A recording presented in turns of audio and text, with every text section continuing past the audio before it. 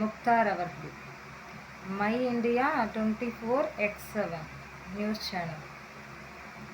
ஈழத்திலிருந்து ஒரு பெண்மணி அவர்கள் வந்து பேசியிருப்பாங்க. அவங்களோட நேம் எனக்கு தெரியாதுன்னு ஓப்பனாகவே சொல்லிடுவேன். அவங்க நேம் எனக்கு தெரியாது. பட் அவங்க வந்து சீமான் அவர்களை பாசிட்டிவாக தான் சொன்னாங்க.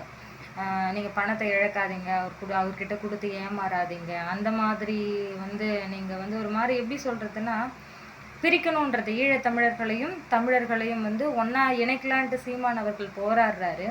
நீங்கள் வந்து பிரிக்கணுன்ற ஒரு நோக்கத்தோடு வந்து தப்பாக சித்தரித்து அவங்க மைண்ட் செட்டை மாற்றணும்னு நினச்சிங்க. அது பார்க்கும் போதே தெரிஞ்சிச்சு.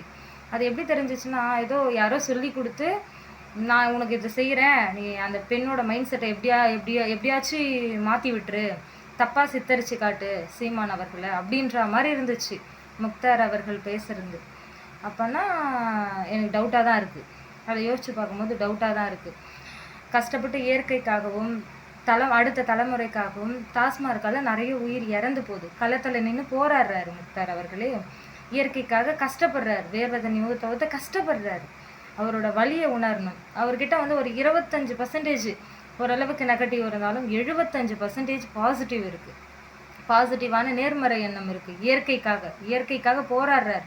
அதை தாண்டி என்ன வேணும் உங்களுக்கு? நீங்கள் உட்காந்த இடத்துல இருந்து ஒருத்தவங்களை பற்றி தவறாக சித்தரிக்கிறீங்க.